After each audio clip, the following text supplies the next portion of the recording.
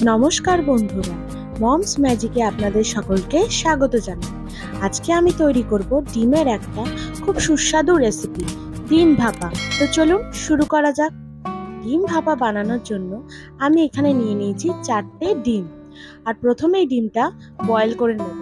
জল যখনই গরম হবে তখনই তাতে 1 চামচ মতন লবণ দিয়ে তাতে 4টে ডিম দিয়ে দেব। যতক্ষণে ডিমটা বয়েল হচ্ছে ততক্ষণে আমি বানিয়ে নিই একটা মশলার পেস্ট। আর মশলার পেস্টের জন্য প্রথমেই নিয়ে নেব সাদা সর্ষে, তারপরে নিয়ে নেব কালো সর্ষে ও পোস্ত, তার সাথে নিয়ে নেব বেশ কয়েকটা কাঁচা লঙ্কা। এবার প্রথমে এটা জল দিয়ে কিছুক্ষণ ভিজিয়ে রাখবো, তারপর এর একটা খুব ফাইন পেস্ট আমি বানিয়ে নেব। এবার যেই ডিমগুলো সেদ্ধ করে নিয়েছিলাম সেই ডিমগুলো মাঝখান থেকে কেটে 2 টুকরো করে নেব প্রত্যেক কটা। এবার কেটে নেওয়া ডিমের টুকরোগুলোর মধ্যে লবণ আর হলুদ দিয়ে ভালো করে মাখিয়ে নেব।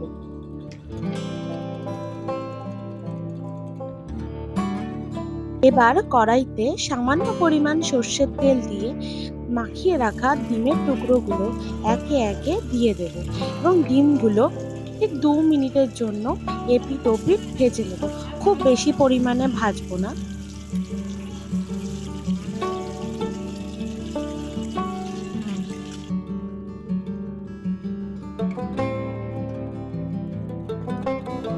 এক পিঠ সামান্য ভাজা হলে অপর পিঠ উল্টে দেব।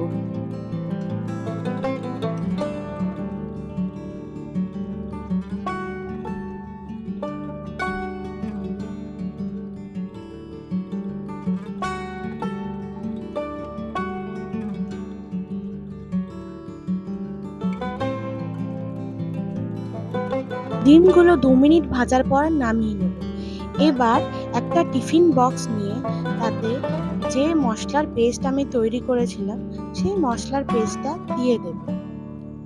তার সাথে দিয়ে দেব ফেটিয়ে রাখা টক দই, সাথে লবণ, হলুদ দিয়ে পেস্টটা ভালো করে মিশিয়ে নেব।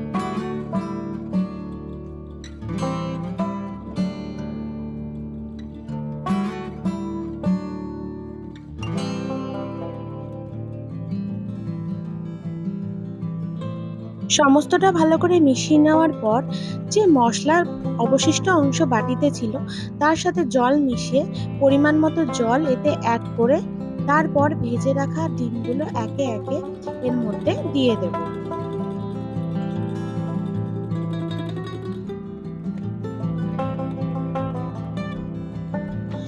ডিম দিয়ে দেওয়ার পর এতে আমি অ্যাড করব কিছু কেটে রাখা কাঁচা লঙ্কা।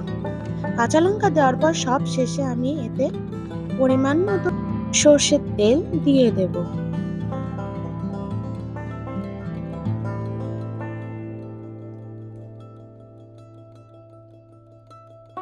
সর্ষের তেল দেওয়ার পর সব শেষে টিফিন বক্সের ঢাকনাটা বন্ধ করে কড়াইতে আগে থাকতেই যে জল আমি ফুটতে দিয়েছিলাম তার মধ্যে টিফিন বক্সটা বসিয়ে দিয়ে ওপর থেকে একটা ঢাকনা চাপা দিয়ে দেব 20 মিনিটের জন্য।